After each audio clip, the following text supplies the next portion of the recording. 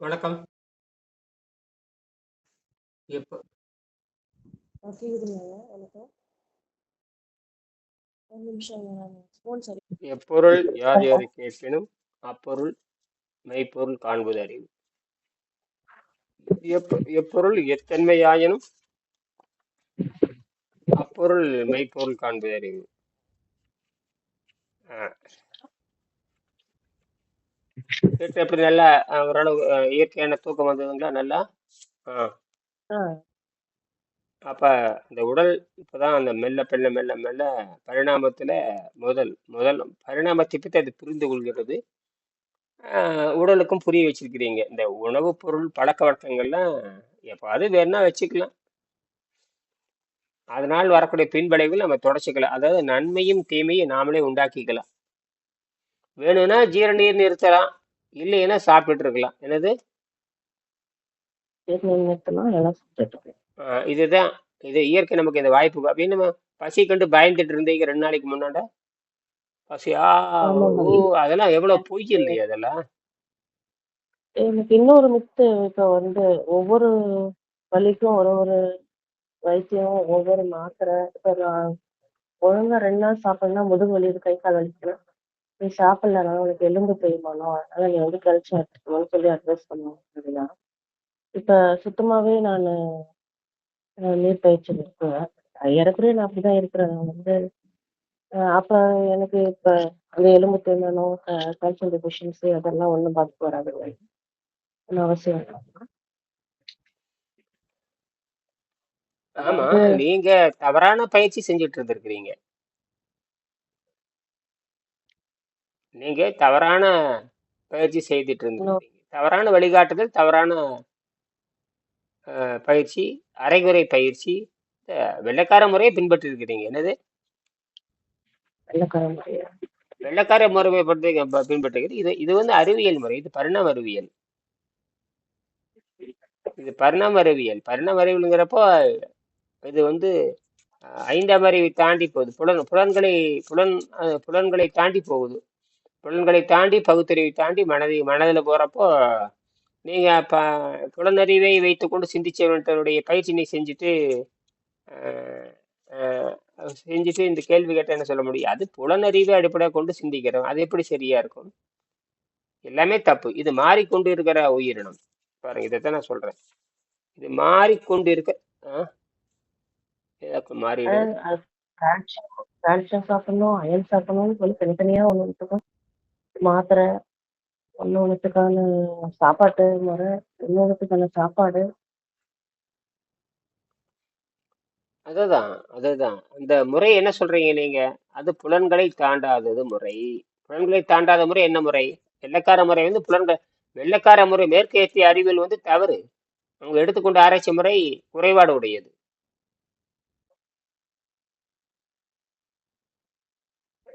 நான் 5ஆம் நிலையிலே ஐந்தறிவுகளிலே இருந்திருக்கேன். புலன்களை தாண்டாத 5 அறிவுகளே. மருத்துவம் படிக்கிற அத்தனை பேர் 5ஆம் அறிவு உடையவனுங்க. மருத்துவம் படிக்கிற அத்தனை பேருமே 5ஆம் அறிவு. ஆமா, அவன் அறிவே இல்லாதவன் இருக்கான். மருந்து எதுக்கு கொடுக்கணும்? அப்போ சரி, எல்லாம் மருந்து சாப்பிட்டீங்க, ஏன் நல்லா ஆகல?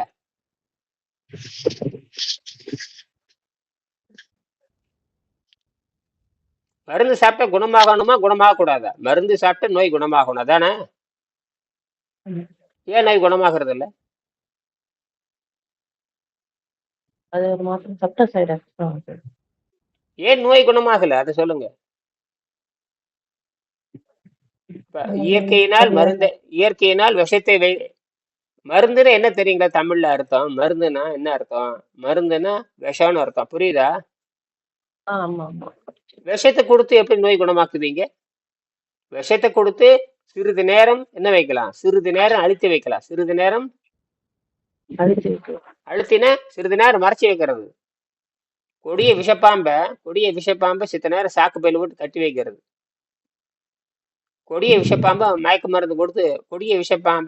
மருந்து கொடுத்து படுக்க வச்சிடறது. அப்ப அந்த வீதியம் தீர்ந்து போய் சிறுநீர் வழியாக மலத்தின் வழியாக அந்த விஷம் போயிடுச்சுன்னா மீண்டும் அந்த பாம்பு என்ன உயிரோட வந்துடும்.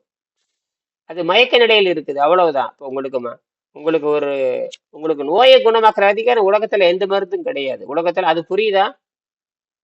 ஆமா. புரியுதான்னு திருப்பி சொல்லுங்க. உங்க அறிவுல புரியுது, புரியுது, புரியுது.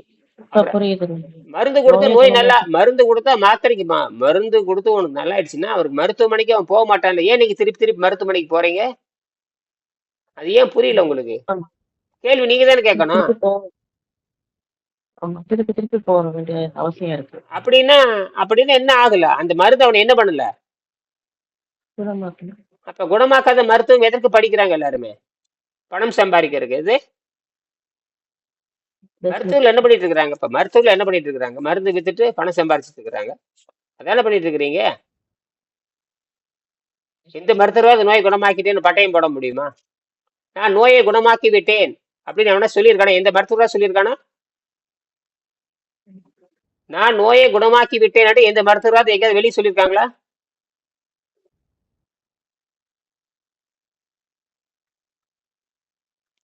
சொல்லுங்க.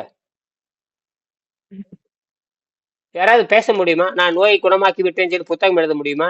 நான் நோயை குணமாக்கி விட்டேன்னு செய்தியில பேச முடியுமா? யூடியூப் சேனல்ல பேச முடியுமா? பொதுவெளியில பேச முடியுமா? எந்த நோயடா குணமாக்குன்னு கேட்பானே இல்லையா? ஆ? எஸ். ஆமாங்க. என்ன பேச மாட்டேங்குது? குறை குறைங்குது. ஆமாங்க, ஆமாங்க, ஆமாங்க. இதெல்லாம் புரியுதே இல்லையா? ஏன்னா அவங்க அவங்க பரிணாமில மனிதன் தோல்வி அடைவானுங்க. மனிதன் மருந்தை கொடுத்து ஒருத்தன் எங்க உணவினாலேயே நல்லாக்க முடியாத பொழுது உணவு உணவுன்னு வச்சுக்கிறீங்க, ரைட்டு. உணவினாலே நோய் குணமாக்க முடியாத பொழுது மருந்தினாலே எப்படி நோய் குணமாக்க முடியும்? சரி, நோய் எங்க இருந்து உணவே வந்துச்சு? நோய் தான். ஆ, ஆ, மருந்தினாலே குணமாக்க முடியாது. உணவாலையும் குணமாக்க முடியாது. ஆ, அதுதான். இது ஏன் புரியல உங்களுக்கு? அதான் நீங்க அப்படி வளர்க்கப்பட்ட விதம் அப்படி. நானும் அப்படித்தான். சுயாட்சி கிடையாது. வெங்கடேசன் சுயாட்சி பண்ணாரு 2000 வருஷத்துக்கு அப்புறம். அதை கண்டுபிடிச்சாரு. சரிங்களா? அதனால அமெரிக்கா மருந்து கண்டுபிடிக்கிற அமெரிக்காவில அமெரிக்கா தான் மருந்து கண்டுபிடிச்சுட்டே இருக்கிற. மருந்து கண்டுபிடிக்கிறது இல்ல. ஒரு வேதிப்பொருளை வைத்துக் கொண்டு விஷத்தை வைத்து விஷம் ஏன் வந்துச்சு? இப்ப நமக்கு நோய் வருதுன்னா ஏன் வருது? வெளியிருந்து வர்றது ஒரு 2 விழுக்காடு இல்ல 1 விழுக்காடு தான். அப்புறம் எதனால மாரடைப்பு வருது? அது கிருமியா? எதனால சக்கரை நோய் வருது? ஆமா. அது வெளியிருந்து வருதா? எதனால புற்றுநோய் வருது? வெளியிருந்து வருதா? எதனால தோல் அழுகி குஷ்டரோகம் வருது? வெளியிருந்து வருதா? எதனால மறதி வருது? வெளியிருந்து வருதா? எதனால மாரடைப்பு வருது? வெளியிருந்து வருதா? எதனால் கல்லீரல் கெட்டு போகுது? வெளியிருந்து வருதா? எதனால் வயிற்றுப்போக்கு வருது? வெளியிருந்து வருதா? இப்படி கேள்வி கேட்டே போலாமா? ஆமா. அத்தனை எங்க இருந்து வருது? கழிவுகள் தேக்கம். உள்ள இருந்து வருது. என்னது? உள்ளிருந்து. இப்ப உள்ளிருந்து வருவதற்கு அதை தீர்ப்பதற்கு விட்டு போட்டு நீ அதை அழுத்தி வைக்கிறதான் இந்த அலோபதி மருத்துவத்தினுடைய வேலை. அலோபதி மருத்துவத்தில் ஒரு அத்தனை பேர் என்ன ஆகு? அவனுக்கு அறிவே இல்லாதவன்னு அர்த்தம். அவனுக்கு சுய அறிவு கிடையாது, பகுத்தறிவு கிடையாது, சுய சிந்தனை கிடையாது. ரெண்டுமே மருத்துவர்கள் கிடையாது. மருத்துவர்னா என்ன தெரியுமா? நோயை குணமாக்குவன் தான் மருத்துவன். நோயை நமக்கு இப்ப நான் நோயை குணமாக்குற நான் தான் மருத்துவன். நான் தான் இயற்கை மருத்துவன். அதனால வள்ளுவர் 2000 வருஷத்துக்கு முன்னாடி மருந்து வேண்டாம்னு எழுதினார். இப்ப மருந்து இல்லாம நீங்க என்ன பண்ண அகத்தூய்மை பண்றீங்க. மருந்து இல்லாமல் நீங்க அகத்தூய்மை பண்றப்ப உங்க நோய் என்ன ஆகுது? 7ஆம் அறிவுக்கு போகுது. 7ஆம் அறிவுக்கு போகுன்றது பொழுது அது தானா என்ன ஆகும்? 1ஆம் அறிவில் இருக்கிறது சரியாகும், 2ஆம் அறிவு. இதுதான் அடிப்படை. 7ஆம் அறிவுக்கு போறப்ப 6ல பண்ணக்கூடியது அது 7ல இருக்காது. 6ல பண்ணக்கூடியது இப்ப 6க்கு அப்புறம் கீழே என்ன? 6 ஆறுக்கு கீழே அப்புறம் கீழ 5. 5 கீழே என்ன? 4ஆம் எண். அப்புறம் 3 5ஆம். அப்புறம் 2ஆம். ஆ, 1. இதுல இருக்கிற குறைபாடு பூரா எதுல தீர்க்கப்படும்? 7ல தீர்க்கப்படும். 6ஆம் நிலை 8, 7ல இருக்கு. ஆ, அப்ப டார்வின் பரிணாம சித்தாந்தமும் 5 நிமிஷம் தான். இன்னொரு 5 நிமிஷம் பேசிடுறேன். 45ஓட முடிச்சுக்கலாம். டார்வின் பரிணாம சித்தாந்தம் டார்வின் பரிணாம சித்தாந்தமும் அது எந்த விதமாக எதிர்காலத்தில் வளர்ச்சி அடையும் என்று எதிர்பார்ப்பு. எந்த விதமா வளர்ச்சி அடையும்? நீங்க புலன்களுக்கே வேலை கொடுத்துட்டு இருக்கிறீங்க. 5ஆம் அறிவில் வேலை கொடுத்துட்டு இருக்கிறீங்க. நாம உலகத்துல பகுத்தறிவை பயன்படுத்துறவங்க தமிழர்கள் தான். உலகத்துல மனதை பயன்படுத்துறவங்க தமிழர்கள் தான். Healing with mind power. மனம் 5 வகைப்பட்டது. மனம் 5 வகைப்பட்டது. சித்தம் 3 என்றுதான் தப்பா சொல்லி கொடுக்குறான் ஆஸ்திரேலியா நாட்டுக்காரன். அவன் தான் கண்டுபிடிச்சான், சிக்மண்ட் பிராய்டு. அவன் கண்டுபிடிச்சி பிரிட்டிஷ்காரன் சொன்னான், அட முண்டங்கள இந்த மாதிரி 3 இருக்குடா மருத்துவம்னா, இந்த மனம் வந்து 3 இருக்குதுன்னா. அப்பதான் அந்த பிரிட்டிஷ் முண்டங்களுக்கே தெரியும். எந்த முண்டங்களுக்கு? பிரிட்டிஷ் முண்டங்களுக்கு தெரியும். பிரிட்டிஷ் முண்டங்களுக்கு மனம் இருக்கிறதே தெரியாது. அந்த முண்டங்கள் இத்து போன அவங்க வித நாட்டை உலகத்தையே நாசம் பண்ற அந்த முண்டங்கள் தான். அதுதான் நம்ம குடும்பமே நாசமா போகுது. நான் தப்பிச்சுட்டேன், இனியும் தப்பிச்சுட்டேன், நான் கண்டுபிடிச்சாச்சு. கண்டுபிடிச்சுங்க அடுத்த இந்த நேரம் மிச்சமாகறதுனால இந்த பானு அணுச்சிதைவு முறையை கண்டுபிடிச்சேன். இதுதான் எதிர்காலத்தில் வரப்போகுது. இந்த 10 வருஷத்துல இதுக்கு ஏதோ ஒரு இது கிடைக்கும். அடுத்தது பேடண்ட் பண்ணியாச்சு. பேடண்ட்டை கண்டினியூ பண்ணணும். அது பேடண்ட் கம்ப்ளீட் பண்ணணும். வேலை இருக்கு. அதுக்கப்புறம் அப்பதான் இது வந்து உலகம் ஒத்துக்கொள்ளும். ஏதாவது கண்டுபிடிச்சு கொடுக்கணும். அதுதான் விஷயமே. கண்டுபிடிச்சு கொடுத்தா தான் ஒத்துக்கணும். சரி. இப்ப டார்வின் பரிணாம சித்தாந்தமும் அது எந்த விதமாக எதிர்காலத்தில் வளர்ச்சி அடையும். அதுதான் வரிசை எண் 7 இருக்கு. உயிரினத்தின் பெயர் இருக்கு. செயல்கள் எந்த மாதிரி இருக்கும். இனப்பெருக்க நிலை. ஒரு செயல் உயிரினங்களும் தாவரங்களும். அதுக்கு வந்து பார்த்தீங்கன்னா தொடுதல் இருக்கும். இனப்பெருக்க நிலை அதிவேகமாக இருக்கும். பல கோடி ஆண்டுக்கு முன்னாண்ட அப்படியே மாறி வருது. 2ஆம் நிலையில வந்து புழுக்கள் தோன்றுகின்றன. அதனுடைய அறிவு எப்படி இருக்கும். தொடுதல் அறிவு, நகர்தல் அறிவு. இனப்பெருக்க வேகம் குறைவாக இருக்கும். 3வது பல வகை பூச்சிகள். அதனுடைய செயல்பாடு அறிவு எப்படி இருக்கும். தொடுதல் அறிவு, நகர்தல் அறிவு, காணுதல் அறிவு. இனப்பெருக்க வேகம் அதை விட குறைகிறது. 4வது பலவித ஊர்வன பாம்புகள் வருகின்றன. அதனுடைய அறிவு எப்படி இருக்கும். தொடுதல் அறிவு, நகர்தல் அறிவு, காணுதல் அறிவு, முகர்ந்து பார்த்தல் அறிவு. முகர்ந்து பார்த்தல்னா நீங்க மூக்கை வச்சு கண்டுபிடிக்கிறது. நாக்க நீட்டிக்கோட கண்டுபிடிக்கலாம். நாக்க நீட்டி பள்ளி பூச்சிகள் நாக்க நீட்டி பாரு. பாம்பு நாக்க நீட்டியே கண்டுபிடிச்சிடும். நாக்க நீட்டிட்டு வெளியே நாக்க நீட்டும். வெளியே அதுதான் அதுக்கு அது ஸ்கேன் ரிப்போர்ட். அது அங்க சிக்னல் இருந்து நாக்குல இருந்து போகும். எங்க உயிர் இருக்கு அதை கண்டுபிடிச்சி. எலியிட்ட நாக்கு நீட்டி பார்த்துட்டு கண்டுபிடிச்சு. பின்னாக்கும்பாங்க பிளவுபட்ட. அதுதான் அதுக்கு உணர்வு.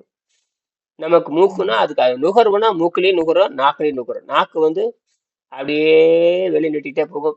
பார்த்து கண்டுபிடிச்சு. இதுதான். அப்ப புலன்கள் எப்படி இருந்து கண்டுபிடிக்க பாருங்க. அதான் சென்சிட்டிவ். அந்த சென்சார் அது வச்சிருக்குது. நம்ம மூக்கில் வச்சிருக்கிறோம், அது நாக்கில் வச்சிருக்கு. நம்ம நாக்கில் என்ன பண்றோம், சுவை அறிகிறோம். அது மூக்கில் வைத்து கொண்டு எங்க சுவை இருக்குன்னு கண்டுபிடிச்சு நேரம் அங்கே போய் வேட்டையாடுது. அதுக்கு தேவையானது.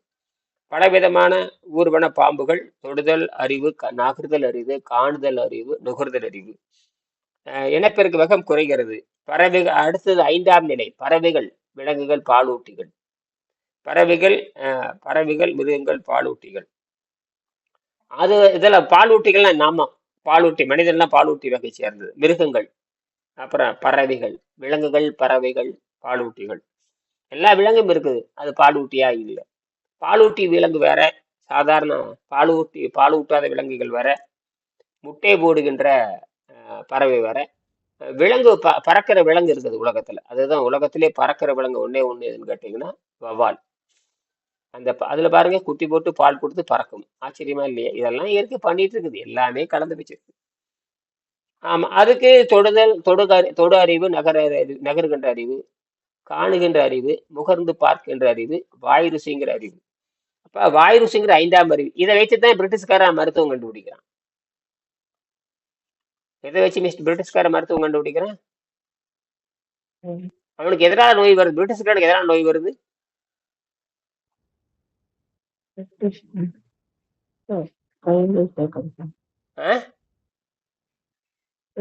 எல்லாருக்குமே ஒரு மாதிரி தான் நோய் வருது. அதனால அவனுக்கு எதனால நோய் வருது. பிரிட்டிஷ்காரன் உணவு பழக்க முறை. அப்ப உங்களுக்கு எதனால உங்களுக்கு நோய் வருது. உங்களுக்கு எதனால நோய் வருது. உணவு தவறான உணவு. தவறான உணவுன்னு சொல்லாதீங்க. உணவு அது என்ன தவறான, சரியான உணவு எதப்பா அது. இல்ல உணவு பழக்கமே தவறுதான். அப்படி சொல்லுங்க. இப்ப வெள்ளைக்கார உணவு பழக்கத்தை தின்னு போட்டு அவன் எப்படி வைத்தியமா. உணவு பழக்கத்தினால எது கெட்டு போயிடும். உணவு பழக்கத்தினால் உள்ளுறுப்புகள் கெட்டு போகும். எது முக்கியமா கெடும். ரத்தம், பெருங்குடல் கெட்டு போயிடும். இது நேரடியா கெடுறது. நீங்க உணவு போச்சுனாவே ரத்தமும் பெருங்குடல் கெட்டு போயிடும். ரத்தமும் ரத்தம் பெருங்குடல். ஆ அப்ப ரத்தம் பெருங்குடல் கெடுத்துக் கொள்ளாத நிலை உங்களுக்கு, நீங்க அதை பண்ணிட்டு இருக்கீங்க. நீங்க தூய்மைப்படுத்துறீங்க, அவ்வளவுதான். நீங்க ஒண்ணுமே பண்றது இல்ல. தூய்மைப்படுத்துறப்ப உடம்பு எல்லாமே சேர்ந்துக்குது.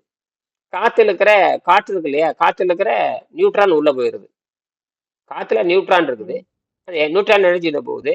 காத்துல நைட்ரஜன் இருக்குது, அது உள்ள போயிருது. உங்க உடம்பு என்ன ஆகுது? இயற்கையான ஆற்றலுடைய மின்சார களமா மாறிக்குது.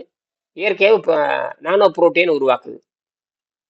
நியூட்ரான் உள்ள போகுதுங்க காத்துல காத்து. புரோட்டானும் புரோட்டானும் இருக்கு. அது உள்ள போயிடுது இப்ப. நியூட்ரான் போற எலக்ட்ரான், நியூட்ரான், புரோட்டான். நியூட்ரான் இருக்கு, நியூட்ரான் உள்ள போயிருது. ஆஹ், தேவையான புரோட்டான். நானோ நானோ ஆசிட்டு, அப்புறம் நியூக்ளியர் ஆசிட்டு, எல்லா புரோட்டான் எல்லாமே உள்ள போய் மாத்திக்குது. அப்புறம் அமினோ ஆசிட் என்னென்னமோ சொல்றீங்களே எல்லாம் உண்டாயிரும். இதெல்லாம் இருக்கிற பல கோடி ஆண்டா நடந்துகிட்டு இருக்குது.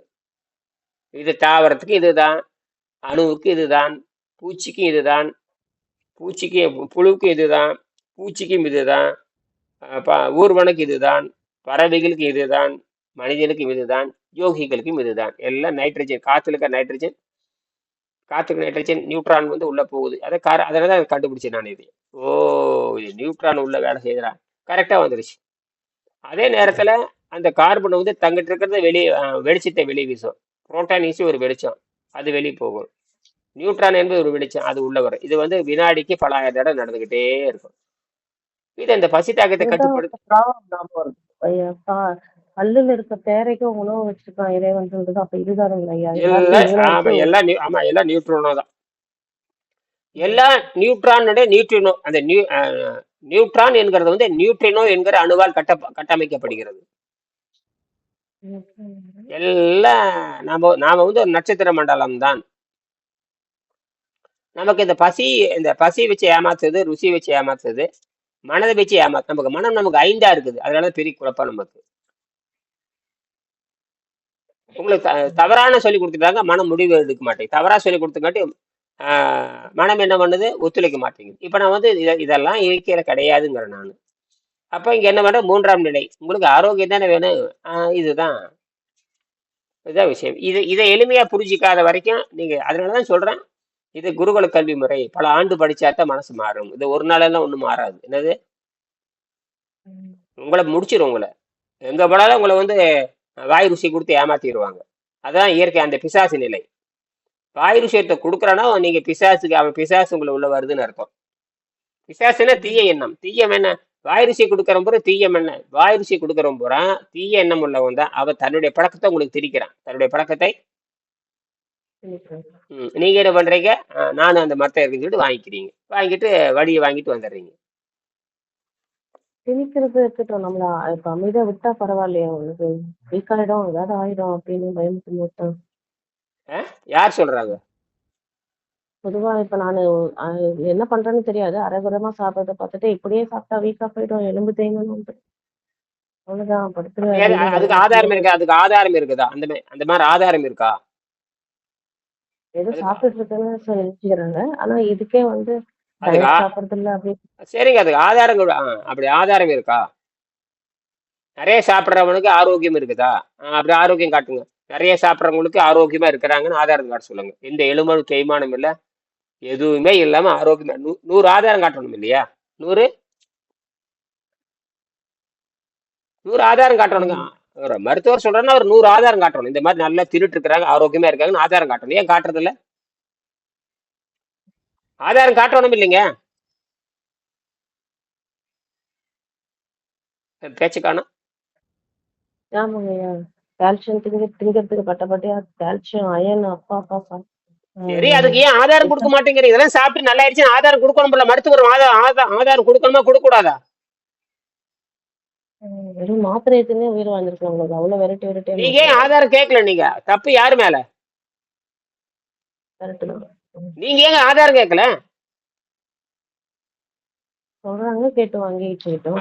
ப்ரூஃப் கேட்காம எதுக்கு? ப்ரூஃப் கேட்காம எதுக்கு வர்றீங்க? ப்ரூஃப் கொடுங்க. இப்ப 100 பேத்துக்கு மருந்து கொடுத்து 100 பேத்த ட்ரையல் கொடுக்கணும். ஹியூமன் ட்ரையல் ஏன் பண்ணல? எந்த மருத்துவரை ஹியூமன் ட்ரையல் பண்றானா? மாத்திரை கொடுத்ததோட அவங்க வேலை முடிஞ்சு. அப்ப அவங்க யாருங்க? மருந்து கொடுக்கறவன் தான். அவன் எப்படி மருத்துவனா இருக்க முடியும்? மருந்து கொடுக்கறவன் மருந்து ஆளுநர் தான் அவன் பேரு. என்னது? மருந்தை கையாளுறவன். மருந்தை மருந்தை கையாளுறவனுக்கு தான் மருத்துவர்னு பேர். மருந்தை கையாளுறவன், மருந்து கொடுக்கிறவன் அவ்வளவுதான். அவன் அறிவாளி கிடையாது. மருந்து கொடுக்கிறவன் எதுல எழுதி வச்சிருக்கிறான், அது எடுத்து கையில கொடுக்கறான். அது மளிகை கடைக்காரன் வேலையை பண்ணிட்டு இருக்கிறான். என்னது? இது உடம்புக்கு. மனசுக்குன்னு போய் நிக்காண்டோம்னா அவங்க கிட்ட 2 வார்த்தை பேசாம அவங்களுக்கும் பெரிய லிஸ்ட் மாத்திரை எழுதி கொடுத்துடுறாங்க. அது எப்படி மருந்து சாப்பிட்டா மனம் உடம்புல போய் சரியாயிருமா? ஏதாவது மருந்து சாப்பிட்டா போதை தான் மனசுக்கு வருமா? மருந்து சாப்பிட்டா மனம் எப்படிங்க சரி? மருந்துக்கு மனதுக்கு என்னங்க தொடர்பு? மைண்ட் ஹீலிங் சென்டர்ஸ்ல போய் உட்கார்ந்தோம்னா அங்கேயும் போயிட்டு மாத்திரை தான் ஒரு பெரிய லிஸ்ட் வாங்கின்னு வர வேண்டியது. போய் இல்ல அது உட்கார அது வேண்டியதுதான் எப்படி அந்த அப்படியே அது எப்படி அது சட்டத்துக்கு மனதுக்கு எதிரானது இல்லவா? மருந்து போய் மனதை சரி செய்யுமான்னு கேக்குறேன். மனம் கிட்ட எங்கே இருந்த இருக்கிறது? மாத்திரையை என்னடா இது எப்படி அது அந்த மைண்ட் சரியில்லாதவங்க கையில இருக்கிற அந்த ஒழுங்கோட நீட்டஸ் லிஸ்ட்ல இருக்கிற மாத்திரையை போடுறதுக்கு அவங்களுக்கு திருப்பி மனசு ஒரு நிலை போடணும். அதை திங்க் பண்ற நேரம் நம்ம மைண்ட நல்ல வழியிலே சரி பண்ணிக்கலாம்.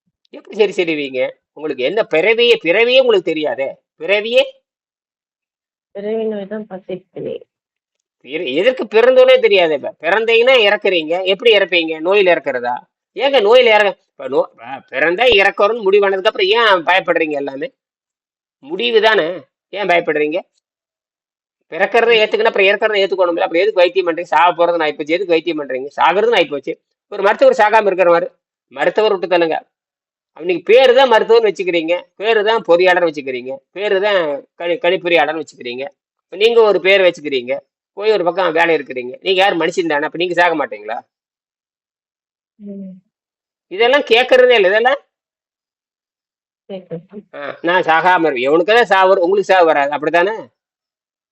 ம். பக்கத்து வீட்டுக்கு சாவு வரலாம், ஆனா உங்களுக்கு வரக்கூடாது. அப்படித்தானே நினைக்கிறீங்க? அப்படித்தானே பொதுவா அது நினைச்சிட்டு வராதுன்னு இருக்குது. வேற நினைக்கிறேன். ஆ? அது பக்கத்து வீட்டுல வந்துருது நம்ம நாளைக்கு வரும்ன்றது கூட கடைசி நிமிஷம் வரைக்கும் தெரியாது நம்ம. அப்ப இது எவ்வளவு ஒரு அறியாமை இல்லையா? ம். சரி, போதும் நினைக்கிறேன். மறுபடியும் இதை பத்தி வாய்ப்பு 1:30 இருக்கிறோம் மணிக்கு பேசுவோம். நன்றி, வணக்கம்.